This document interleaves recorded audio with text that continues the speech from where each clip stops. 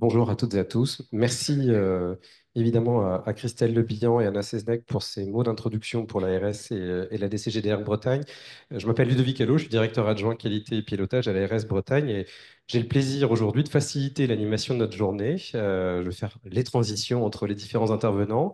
Avant toute chose, je veux m'associer aux remerciements qui ont été exprimés dans les propos introductifs pour souligner le travail qui a été réalisé par toutes les équipes qui ont contribué à la préparation de cette journée, que ce soit du côté de l'agence et de l'assurance maladie. C'est un travail de longue haleine et je crois que l'audience présente aujourd'hui illustre bien l'intérêt et la qualité de la journée qui s'annonce.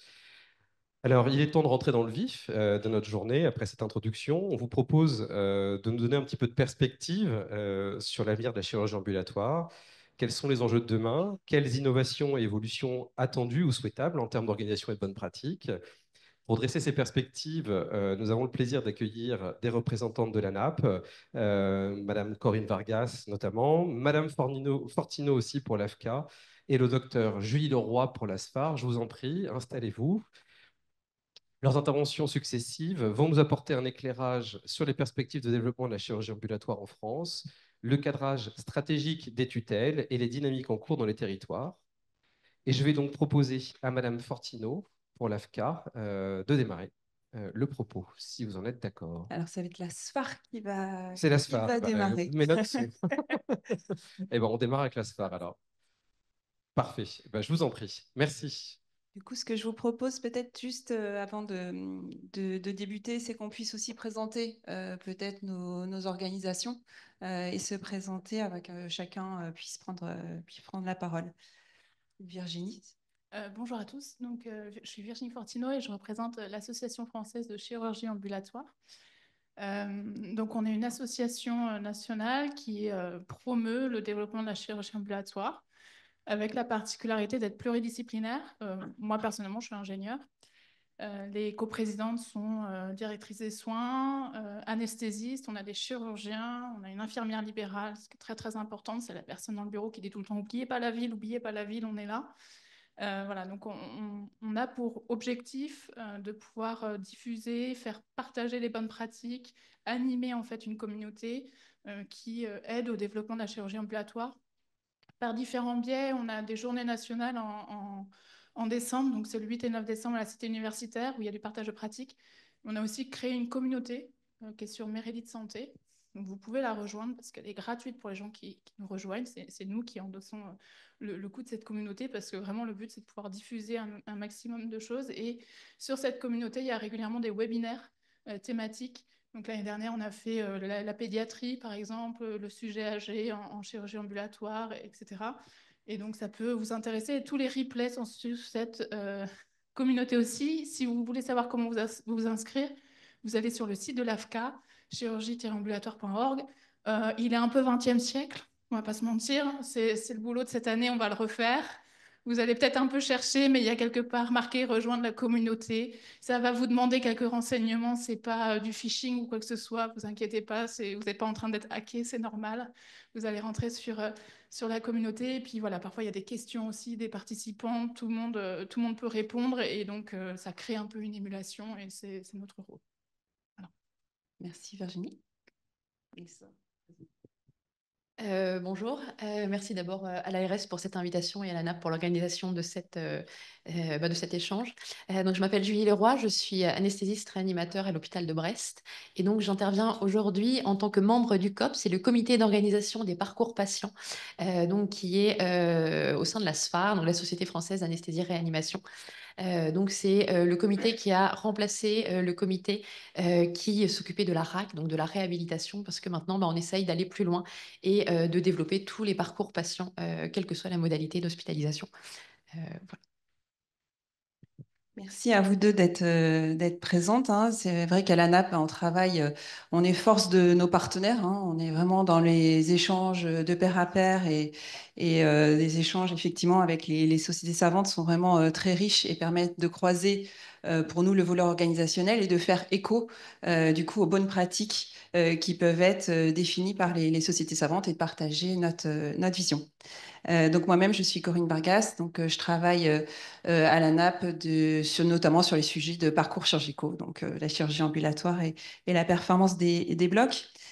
Donc pour rentrer dans notre table ronde, donc effectivement, on a eu une mission, et merci à l'ARS de nous l'avoir conviée, d'essayer de partager une vision de la chirurgie ambulatoire de demain.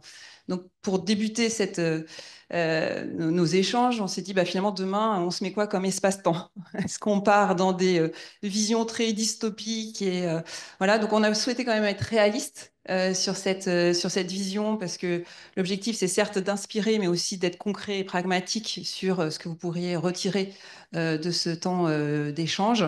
Donc, on est plutôt à horizon voilà, 3, 5 ans dans cette vision partagée.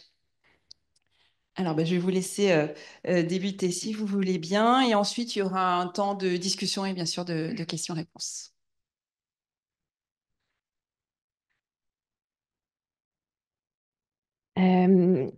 La chirurgie ambulatoire, c'est une chirurgie qui a déjà démontré son efficacité, d'une part, bien sûr, sur le vécu des patients, mais aussi sur l'impact et sur les complications en post-opératoire et notamment sur les complications infectieuses. Donc en chirurgie ambulatoire, comme dans tous les parcours chirurgicaux depuis le développement de la RAC dans les années 90, le but est vraiment d'optimiser la récupération de nos patients et donc de réduire l'impact de l'anesthésie et de la chirurgie sur les capacités fonctionnelles notamment. Alors, cela étant dit, comment est-ce qu'on va pouvoir définir le terme de récupération post-opératoire? En effet, c'est un terme qui est très communément utilisé, mais le concept peut ne pas être clairement défini. Dans une étude de 2007, l'équipe d'Alvin en Suède a tenté de le préciser. Premièrement, ce qui en ressort, c'est que la récupération dépasse largement la période d'hospitalisation, que ce soit en chirurgie ambulatoire ou en chirurgie conventionnelle. Il y a globalement 3 phases de récupération post-opératoire. Premièrement, la phase précoce en SSPI, puis la phase intermédiaire durant l'hospitalisation, et puis enfin la phase plus tardive qui peut durer jusqu'à plusieurs semaines. Dans cette étude, la récupération est aussi définie comme un processus qui va nécessiter de l'énergie et qui va se décliner en 4 dimensions. D'une part, la dimension physiologique, et donc physique, c'est ce qui va nous intéresser et qu'on va forcément prendre en compte systématiquement. Il y a aussi une dimension psychologique, une dimension sociale et le retour aux habitudes du patient. Le retour aux habitudes, ça va être le retour à la capacité de cuisiner, de faire toutes les actions de la vie quotidienne et surtout le retour à l'envie de travailler. Donc la récupération post-opératoire, c'est un processus qui est complexe, qui va inclure différents points clés. Et ça, le but, ça va être vraiment de permettre un retour à la normalité et à l'intégrité. Alors l'optimisation de la récupération, ça va maintenant passer par l'optimisation du parcours de nos patients. Il va falloir mettre, ça vous le savez, le patient et surtout sa pathologie au centre de la procédure et le faire participer activement à la prise en charge. L'optimisation de la récupération, elle va s'anticiper dès le début du parcours du patient, soit dès la consultation chirurgicale.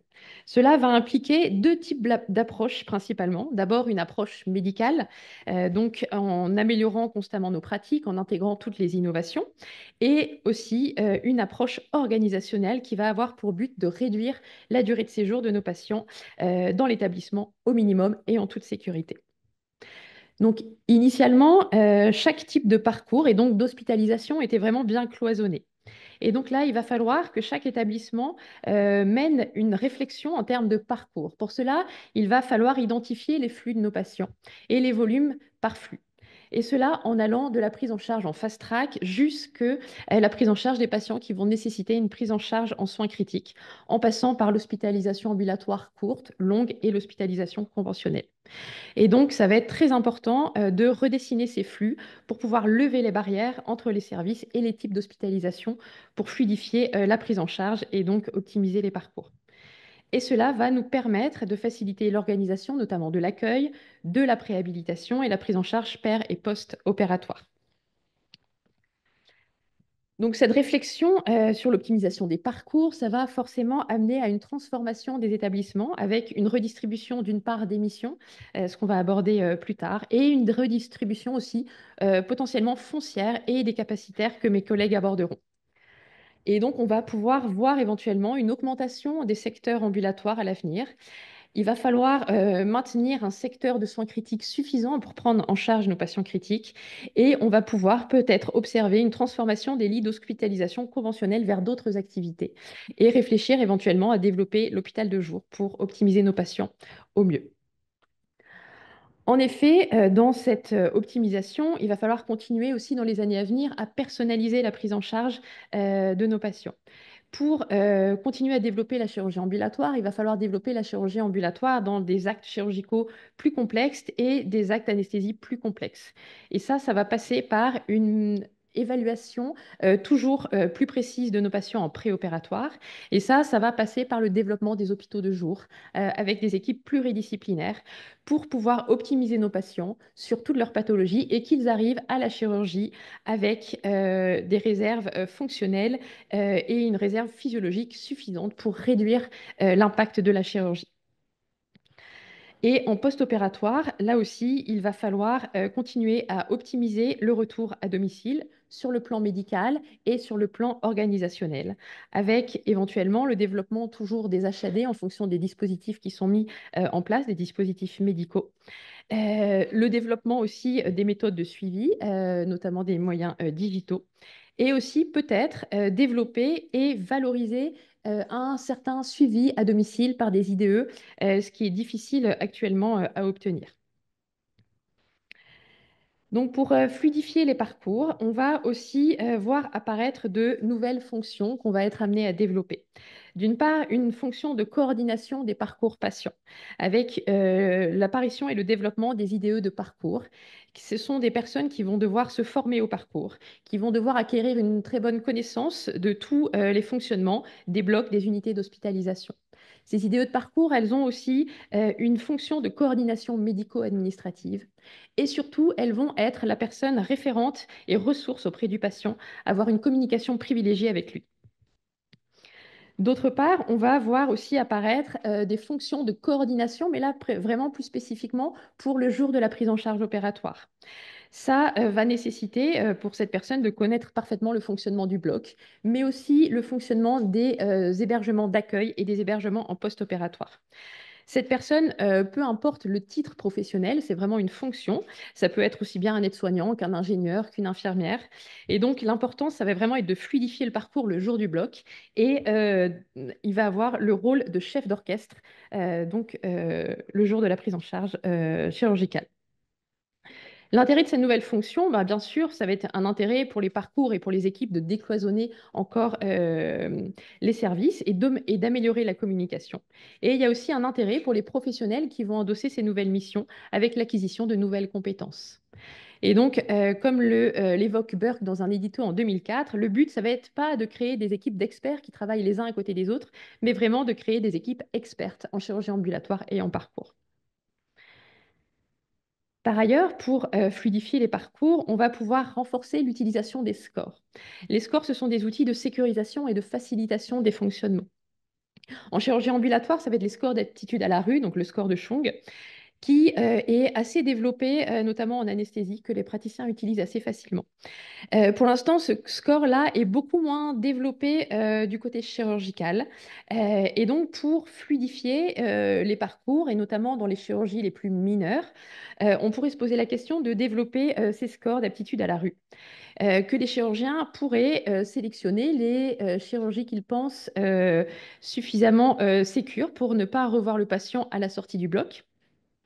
Et donc, ça va nécessiter de prévenir le patient, bien sûr, à la consultation chirurgicale, d'améliorer son information, de lui donner des consignes très précises, et le patient sera revu en consultation à distance. Par ailleurs, dans les années à venir, on va essayer aussi d'améliorer l'expérience et le vécu de nos patients de la chirurgie ambulatoire.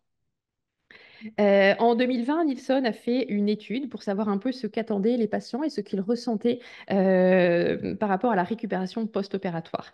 Pour ça, il a inclus 38 patients, donc c'est paru dans le BMJ. Et il a mesuré les 4 dimensions qu'on a évoquées tout à l'heure. À la sortie des patients de chirurgie ambulatoire, prédominait un sentiment d'euphorie, de gratitude.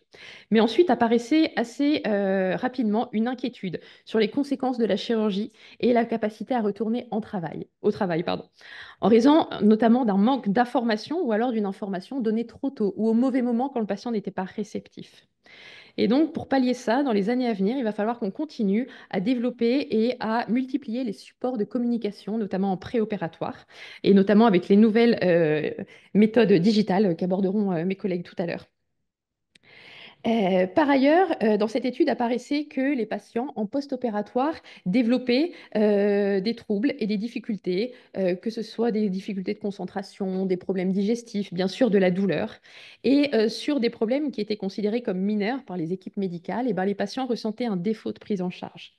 Et donc, il va falloir aussi, dans les années à venir, essayer de faire évoluer les supports de communication et la prise en charge de nos patients, avec du coup comme but de garder le contact dans les deux sens. D'une part, que le patient puisse nous contacter pour qu'il ait un sentiment de sécurité suffisant, et d'autre part, que nous aussi, on ait un retour sur le vécu de nos patients.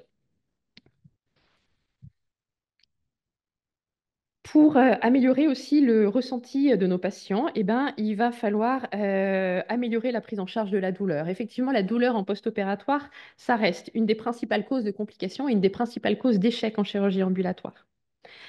Là, dans les mois et dans les années à venir, il va falloir qu'on travaille sur comment anticiper la douleur sur le plan médicamenteux, avec la question du changement de prescription des antalgiques en post-opératoire, des règles de prescription, et donc de l'arrivée de nouveaux médicaments, notamment en Péros, le Nefopam, qu'on va pouvoir essayer d'utiliser de plus en plus.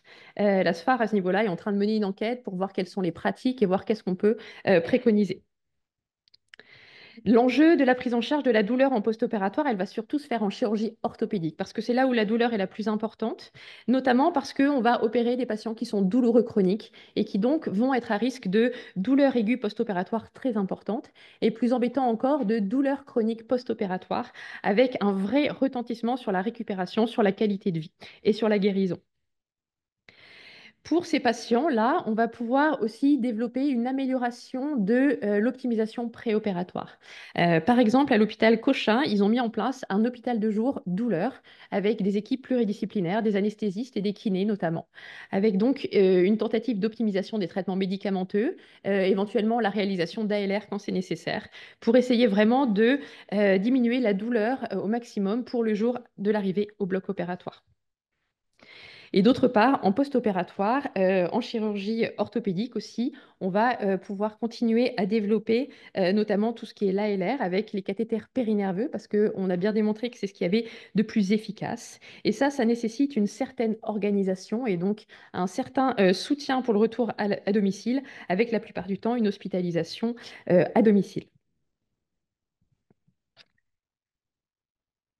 Il y a aussi d'autres innovations techniques qui sont en cours de développement, notamment les progrès techniques en chirurgie avec le développement de techniques qui favorisent les chirurgies mini-invasives, le développement des salles de chirurgie hybrides, notamment en chirurgie vasculaire, mais aussi en neurochirurgie, qui permettent des actes de plus en plus complexes et de plus en plus précis par voie mini-invasive, et donc qui permettent le développement des chirurgies ambulatoires dans ce type d'indication. Il y a aussi l'apparition du coup de l'intelligence artificielle dans les prises en charge anesthésiques et chirurgicales.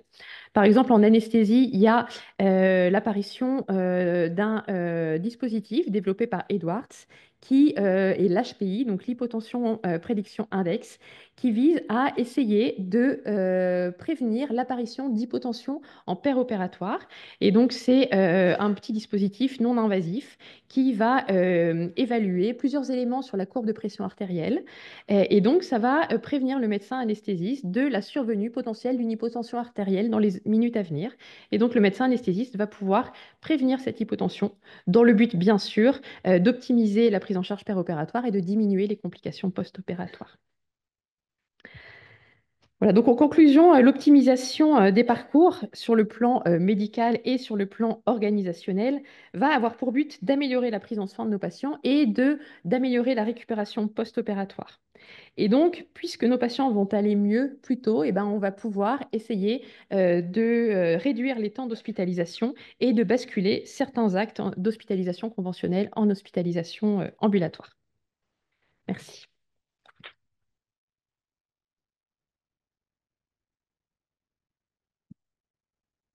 Merci beaucoup. Donc, il y aura un temps de questions-réponses à l'issue. Donc, n'hésitez pas à les noter. Moi, j'ai déjà bien aimé lever les barrières. Je pense que c'est déjà un sujet intéressant sur sur ce travail sur la chirurgie ambulatoire hein, qui nécessite, sur un temps donné, vraiment de coordonner les activités de façon très précise. Donc côté ANAP, donc, ce que je vais pouvoir vous présenter, effectivement, c'est des travaux qui sont inspirés de nombreux visites terrain, puisque dans nos missions au niveau de l'ANAP, nous travaillons beaucoup avec les établissements. Donc je pense que là, le retour d'expérience, ou en tous les cas, on est quand même sur une centaine d'établissements qu'on a pu accompagner soit de façon individuelle, hein, quand il y a une structure qui nous demande de pouvoir venir les aider au développement de leur activité ou à l'optimisation de leur activité d'unité de chirurgie ambulatoire. Nous avons aussi des accompagnements dits collectifs hein, qui sont en cours. Donc, les établissements qui ont une même problématique se rassemblent par groupe de 6 pour travailler sur des modalités, lever leurs freins et partager leurs expériences. Mais aussi les établissements, on a eu la chance de faire des visites l'année dernière, un petit peu des établissements, alors le terme va peut-être un peu choquer, un peu top performer en fait, qui fonctionnent bien. Donc on allait voir des établissements qui soient publics, privés ou ESPIC, hein, on s'est attaché à avoir une vision globale. Et donc, c'est de cette expérience terrain enrichie des échanges qu'on peut avoir avec nos partenaires ici présents que je me propose de vous présenter un petit peu la vision de la NAP sur cette chirurgie ambulatoire de demain sur 3 volets, notamment le premier sur le volet un petit peu de l'offre de soins, à quoi ressemblera finalement notre paysage sanitaire de demain, sur le volet architectural et sur le dernier volet organisationnel et régulation. Alors, il y a des choses qui ont été dites. Hein, voilà, Virginie, qui va passer en troisième position, va s'adapter à ces éléments-là. Donc, ce n'est pas toujours simple de se coordonner. Mais voilà un petit peu les 3 volets sur lesquels nous, à NAP, on souhaitait revenir et vous présenter. Donc, sur le volet de l'offre de territoire, à quoi ressemblera finalement ressembleront les établissements de santé de demain. Hop, merci. Ce joli schéma qui permet d'illustrer les propos. Donc, partons du principe qu'effectivement, tous les actes potentiels qui sont identifiés dans Visuchir sont mis en place en ambulatoire. Voilà. Donc, je vous propose qu'on se projette là-dessus. Donc, alors, j'ai un peu le stress, et M. Gilles Bontemps qui est là dans l'Assemblée. Donc, voilà, plus d'1,7 million actes potentiels qui seraient réalisés dans nos établissements en ambulatoire, dans notre projection de la chirurgie ambulatoire de demain. Ça me permet de pouvoir aussi retravailler cette question de déclinaison de ce fameux objectif de 80%. Quand on a publié, grâce à l'ANAP et à l'ASFAR et à l'AFCA, pardon, le guide sur 80% de chirurgie ambulatoire, les clés pour accélérer, ce 80% a fait beaucoup parler. Donc, bien sûr, il doit être vu de façon plus précise. Donc, quand on regarde une vision, toutes les régions ne vont pas être à 80%. Ça dépend du case mix, des établissements, de la taille. Enfin, voilà, il y a des choses à regarder de façon plus fine. Il y a des régions qui seront à moins de 80% et d'autres à plus. Bon, la Bretagne, sans vouloir trahir de secret, peut être à plus de 80%. Donc voilà, on sait qu'on a parlé tout à l'heure des 64%, mais en tous les cas, il y a cette marge de manœuvre. Et ensuite, les types d'établissements. On ne va pas aller rechercher, on va dire, un 80% dans toutes les structures. Donc, en fonction des statuts juridiques, hein, si on regarde le potentiel, eh ben, ça peut aller de 66% de taux d'ambulatoire jusqu'à 88%. Donc, ça aussi, c'est important. Et enfin, en fonction, comme vous le savez, des spécialités que vous réalisez, eh bien, il n'y a pas le même potentiel. Autant l'ophtalmo, tout ce qui est acte d'ophtalmologie pourrait être développé pratiquement à 100% en ambulatoire, mais il y a d'autres spécialités comme le viscéral ou l'urologie qui seraient plutôt voilà, autour des 70-75 voilà, d'ambulatoire. Donc, c'est important, hein, le 80%, c'est une moyenne. et une moyenne a ses qualités et ses défauts, mais ça nous donne quand même un objectif commun. Donc, on vous engage, et ce sera aussi l'objet d'une partie de cette journée, d'aller chercher, vous, finement, où est votre potentiel et à combien votre établissement peut arriver. Alors, on part quand même sur cette base du fait que ces actes potentiels soient mis en place. Aujourd'hui, nous avons 906 établissements en France qui réalisent de la chirurgie ambulatoire, une dizaine en 100% ambulatoire et une vingtaine à plus de 90%. En Bretagne, 40 établissements qui réalisent de l'ambulatoire et un établissement à plus de 92%. Donc, on impacte ce potentiel. À quoi ça ressemblait? Finalement, en France, on aurait presque un quart des établissements qui seraient au-dessus de 90% d'ambulatoire et pratiquement une vingtaine en 100% ambulatoire, pratiquement en stand-alone. Donc, vous voyez, ça peut vraiment fortement impacter notre offre sur le territoire et la structuration et la taille de nos organisations d'établissements. En Bretagne, il y aurait à peu près 7 établissements sur les 40 qui pourraient avoir un taux d'ambulatoire à 90%. Tout ça pour vous dire qu'à l'ANAP, nous sommes persuadés que c'est un levier vraiment pour dynamiser l'activité des établissements. Se positionner comme centre d'excellence en ambulatoire permet de renforcer l'attractivité des établissements, notamment de petite et moyenne taille. Tout d'abord, au niveau des praticiens qui apprécient parfois un accès facilité au bloc opératoire dans des structures de petite ou moyenne taille et avec un parcours patient bien structuré.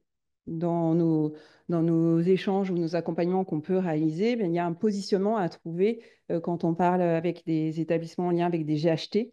Au niveau des pratiques, on en parlait tout à l'heure au café avec certains d'entre vous, avec aussi cette dimension des équipes territoriales au niveau des praticiens. Donc vraiment, imaginez comment ça pourrait être organisé dans les parcours entre établissements et franchement, de pouvoir travailler sur ces centres d'excellence en ambulatoire, c'est vraiment un levier important. Et bien sûr, pour les patients, pour leur éviter effectivement de se rendre des fois dans des grands centres, des grandes villes, pour une opération qui est sur une journée.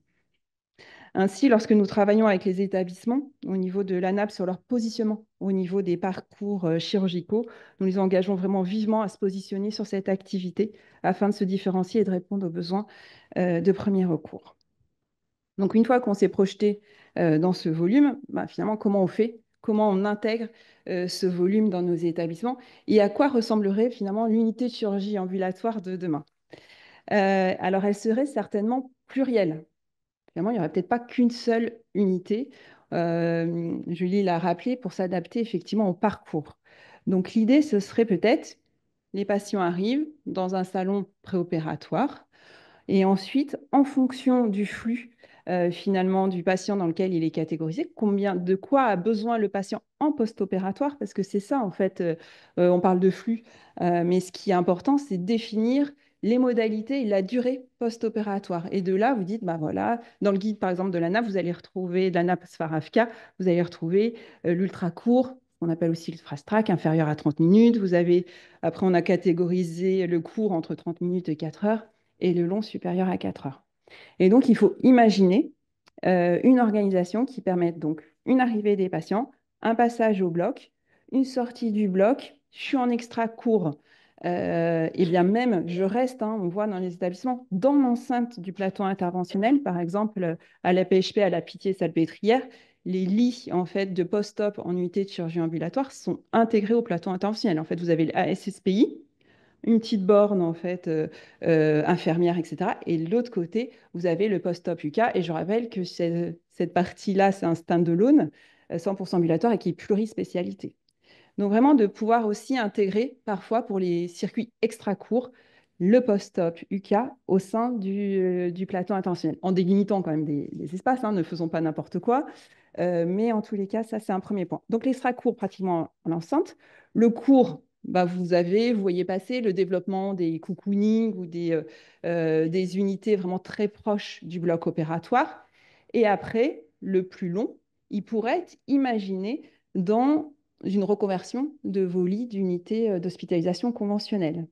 On a eu l'exemple à la Polyclinique Saint-Côme à Compiègne, où ils ont réalisé cette bascule d'ambulatoire et donc ils se retrouvaient finalement avec une unité de chirurgie ambulatoire qui débordait et des lits d'hospitalisation conventionnels qui étaient vides. Donc ils se sont dit, bah, finalement, les post-opératoires un peu longs, 4-6 heures, eh bien, on peut investir ces locaux d'unité un petit peu d'hospitalisation complète un peu longue.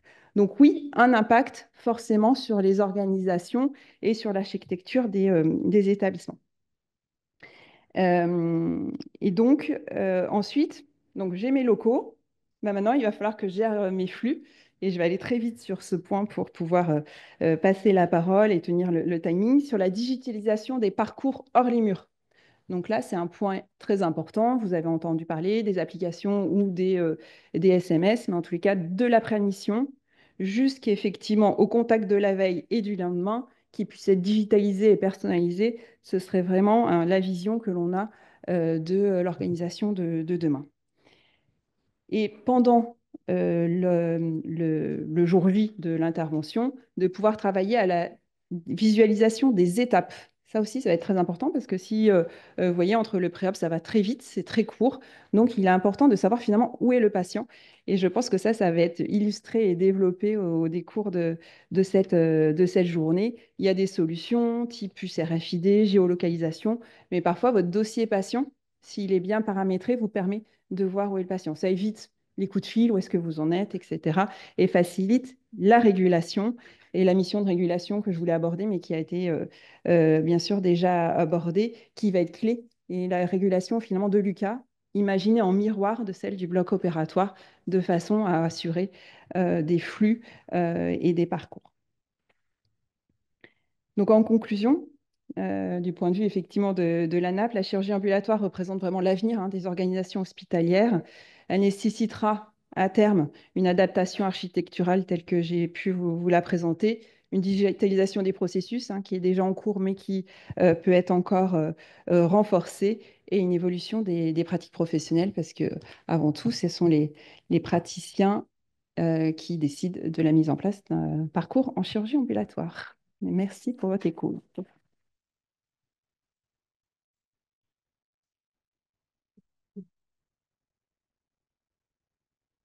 Bon, j'ai la lourde tâche de conclure. L'idée, là, ce matin, c'est de vous partager la vision de l'AFCA, donc l'Association française de chirurgie ambulatoire, sur ce sujet. Quand on nous a dit c'est quoi la chirurgie ambulatoire de demain, on s'est dit en fait, c'est la chirurgie ambulatoire qui serait le premier recours. C'est-à-dire d'arriver à un moment où l'hospitalisation complète devient l'exception. Comment on y arrive?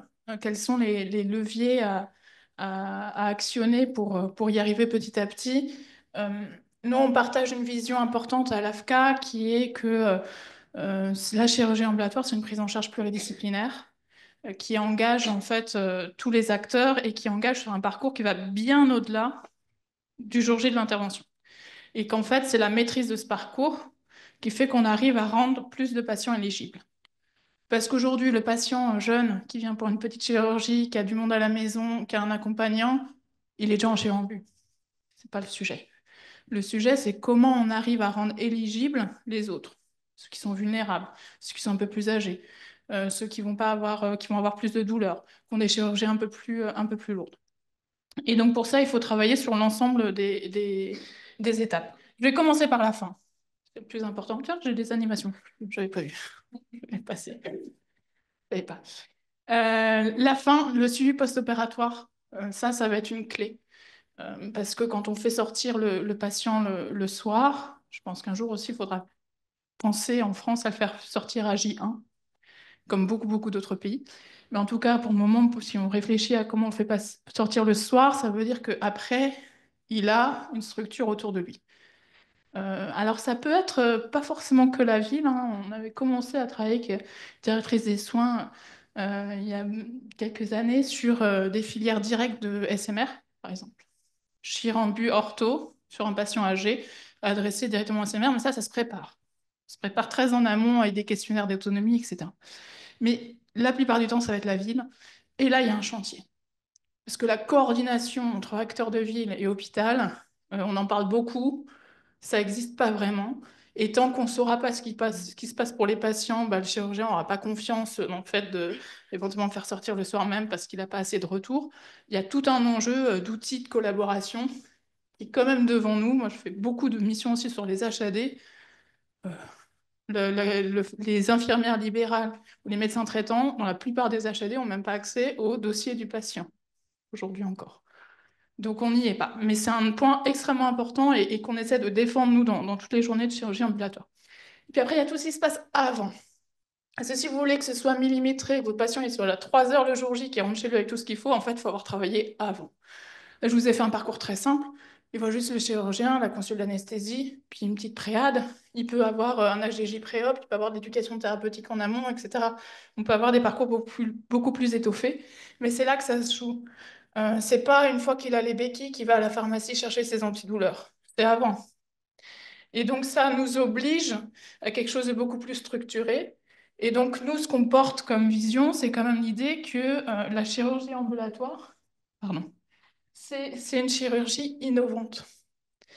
Il y a une petite idée qui dirait, oui, c'est de la petite chirurgie. Non, c'est une chirurgie innovante. Et c'est une chirurgie innovante à tous les niveaux, médical, organisationnel, et qui nous oblige en fait à faire progresser. C'est un peu la Formule 1 pour le monde automobile, quoi. Quand on fait des programmes Formule 1, ça profite à toute la sphère automobile. Bah là, c'est pareil. Pas sûr de cette comparaison, mais je vais la retravailler. Au cœur quand même de tout ça, on le voit dans tous les rétextes qu'on a quand on fait les journées de chirurgie, il y a quand même au centre du réacteur le binôme anesthésiste-chirurgien. Il est très important pour conduire voilà, le chemin. Ils ne peuvent pas travailler tout seuls, mais s'il n'existe pas, on a du mal quand même à le faire avancer. Et autour de ce binôme-là, on construit toute une équipe. Alors, le terme qu'on a voulu mettre, il est important, c'est innovation continue. On dirait un oxymore, comme ça, parce que soit normalement on fait de l'amélioration continue, soit on fait de l'innovation de rupture, mais l'idée, elle est bien là. C'est d'être dans les deux logiques, parce que plus les volumes de patients arrivent en chirurgie ambulatoire, plus on est obligé de porter de l'innovation. Mais ça se fait de façon continue. Voilà. Si on prend le cas, on parlait un peu des espaces, jusqu'à 50 patients, vous commencez à vous structurer. À 50 patients, vous n'avez pas une marche en avant, ça va être compliqué. Vous n'avez pas une UCA dédiée, ça va être compliqué. Au 100e patient, il va peut-être vous falloir 2 entrées. Vous allez avoir un fast track et puis un ambu classique, ou vous allez avoir les endos et puis un ambu classique. Au 150e patient, il va falloir en avoir 3 quand même, des circuits. Parce que la première chose qui va saturer d'ailleurs, c'est l'accueil. Parce qu'on dimensionne l'accueil avec des règles de 3, alors que l'accueil, ça marche de 8h à 10h. Et donc, c'est souvent là que ça sature. Ou le parking aussi, très souvent. Et voilà. Et en fait, tout ça, c'est une évolution continue et qu'on doit tout le temps retravailler, en fait. Et pour ça, je pense que la Chirambu fait progresser l'ensemble de l'établissement. Alors, il y a aussi, bien sûr, l'innovation médicale. On a eu une présentation aux dernières journées de la chirurgie ambulatoire par le professeur Raphaël Koskas, qui est à Ambroise Paré, qui nous a expliqué comment il avait fait de l'aorte, des anévrismes de l'aorte abdominale en chirurgie ambulatoire. Alors, il a commencé en 2018, donc ça prend du temps.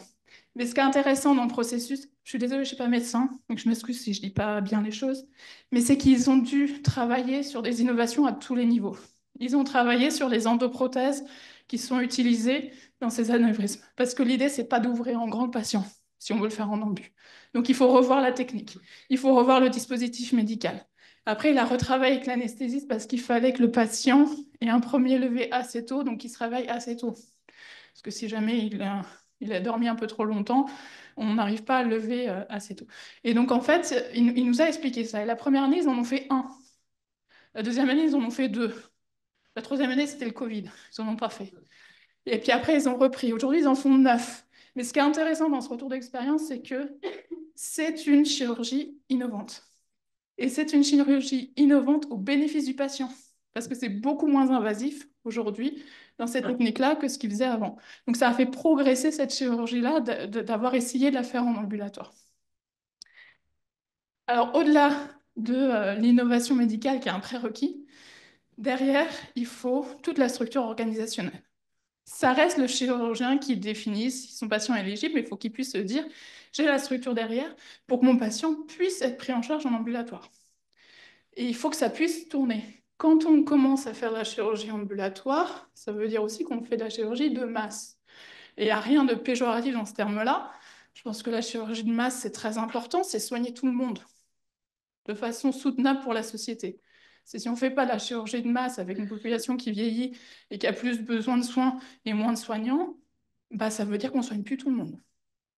Donc, ça nous oblige à se dire comment on va être capable de faire de la chirurgie de masse. Et quand vous avez 200 patients qui arrivent chaque matin, c'est le cas de certaines cliniques où je vais travailler, il ne faut pas un grain de sable dans l'organisation.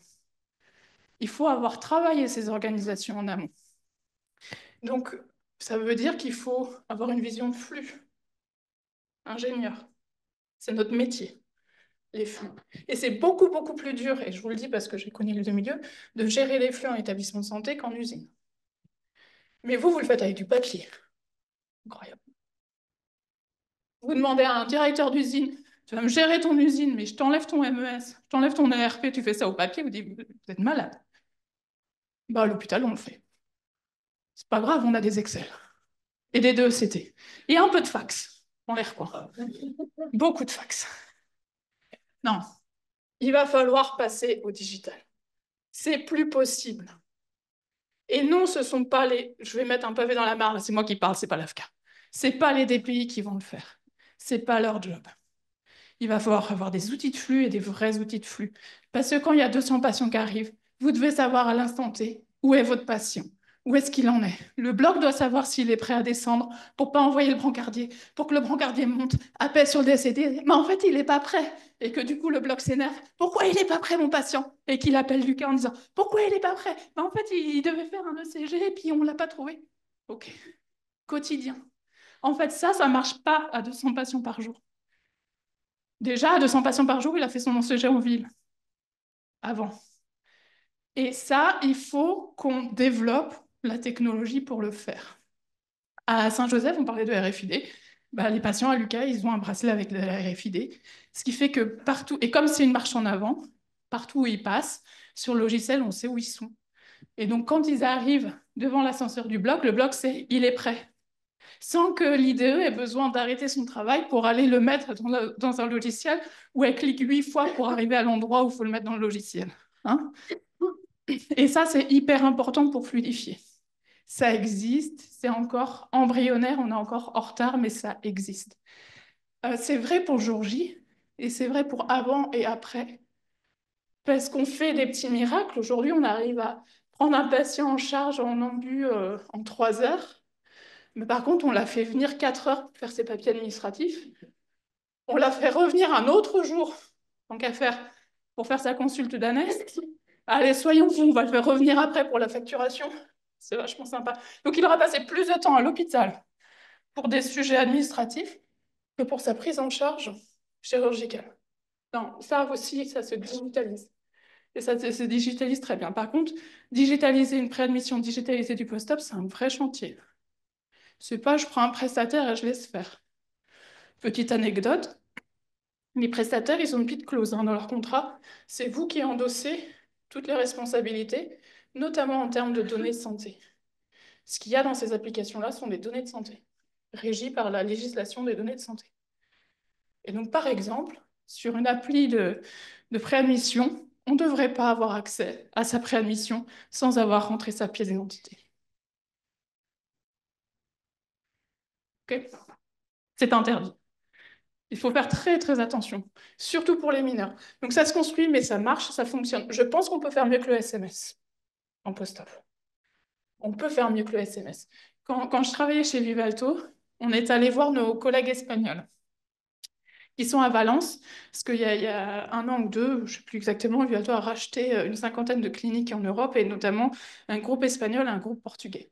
Ce qui est intéressant en Espagne, c'est qu'ils n'ont pas du tout le même système de financement de santé, et donc ils n'ont pas du tout mis l'accent sur les mêmes choses que nous. Parce que la façon dont vous financez, en fait, ça vous dit un peu ce que vous faites. Et ils ont beaucoup développé tout ce qui est suivi à domicile avec de l'IA. Je vous ai mis un petit lien ici, je ne sais pas si vous aurez des slides, mais c'est une vidéo de ce groupe-là à Valence, qui s'appelle Ribera, de leur outil qui s'appelle Lola. Lola, c'est une IA qui appelle les patients à domicile. Du conversationnel, hein. Et alors, vous ne le verrez pas sur cette vidéo-là, parce que quand nous, on y allait, on a vu d'autres vidéos internes. On a eu une vidéo d'une patiente qui était septuagénaire. Et c'est drôle parce qu'ils étaient en train de l'interviewer. Puis à un moment, elle les a coupés sèchement en vidéo. Elle s'est assise à un petit fauteuil, il y avait un petit guéridon près de la fenêtre. Elle a mis son téléphone portable qui était à clapet. Et sur la table, elle dit, Lola va appeler. Parce qu'elle savait que Lola appelait tous les jours à midi. Et donc, elle attendait religieusement l'appel de Lola. Elle décroche, elle parle en espagnol à Lola, elle raccroche. Et là, elle veut bien reparler aux personnes venues l'interviewer. Et elle expliquait qu'elle était très, très rassurée du fait que Lola, qui est une IA, l'appelle tous les jours, parce qu'elle l'appelait tous les jours. Et les personnes de l'hôpital expliquaient que si il n'y avait pas l'IA, si ça devait être un humain, cette patiente-là, elle allait plutôt bien, on ne l'aurait pas appelée tous les jours, c'était pas possible. Elle aurait été appelée toutes les semaines. Donc le fait d'utiliser l'outil permettait un appel tous les jours qui la rassurait. Parce que derrière Lola, elle communique avec un tableau de bord où il y a une équipe médicale et paramédicale, et au moindre problème, ça met un petit voyant orange ou rouge, et il y a quelqu'un qui est envoyé. Et donc elle était extrêmement rassurée du fait d'avoir un appel tous les jours à midi pile. Et pourtant, c'était une IA qui lui parlait. Une IA suffisamment sophistiquée pour détecter dans la voix que même s'il dit ça va bien, mais si elle détecte dans la voix que ça va pas bien, elle met une pastille rouge. Je conclue là-dessus. Moi, ce qui m'a vraiment fascinée dans cette vidéo, ça me rappelle peut-être aux questions, c'est comme à la fin du coup de fil, elle a raccroché cette patiente et elle a dit au revoir Lola, bonne journée. Et ça, c'est le bonne journée. Je trouve ça génial. On est persuadé que les aînés ne sont pas capables d'accepter les outils digitaux. Elle savait que c'était une IA. Et elle lui disait bonne journée tous les jours. Et donc ça, je pense que ça doit nous faire réfléchir. Voilà. Merci beaucoup. Non, bah, merci beaucoup. Effectivement, on est passé des pratiques professionnelles spécifiques et chirurgicales anesthésiques à l'IA par la Formule 1, que je trouve intéressant aussi comme illustration. Donc, on sent qu'effectivement, c'est un parcours exigeant. Je ne sais pas si on a quelques temps, on a un peu débordé forcément, plus trop pour. Peut-être, est-ce qu'il y a une question? Moi, j'en avais peut-être une pour. Bah, ici, on est plutôt, voilà, on ressort, généralement, on est un petit peu emballé, on se dit, bah oui, c'est possible, mais finalement, comment convaincre, comment accompagner finalement bah, pour la mise en œuvre? Je ne sais pas si en 1 ou 2 minutes, on peut tourner cette question. Comment faire que tout ce qu'on a pu présenter puisse se mettre en place? Oh là là. Oh là là. 2 minutes, alors 1 minute. Vaste sujet. En un mot. Je vais répondre rapidement et un peu à côté de la question. Je fais pas mal de conseils et parfois je passe la frontière. Et en passant la frontière, je m'aperçois d'une chose, à quel point notre système est centralisé. Je pense. Ce qui a des bons et des mauvais aspects. Mais le bon aspect, c'est que quand on veut que quelque chose évolue, il suffit qu'il y ait une décision qui soit prise en haut. Je vais souvent en Suisse, par exemple, régional, cantonal et tout. Et bien sur l'ambu, ils sont beaucoup moins avancés que nous parce qu'il n'y a pas cette impulsion. Et je pense que l'impulsion par les instances, par tous ces leviers-là, ça reste quand même le plus efficace pour obliger à avancer. Alors après, il faut le bâton, mais la carotte aussi, qui va avec, que ça fonctionne. Merci, merci.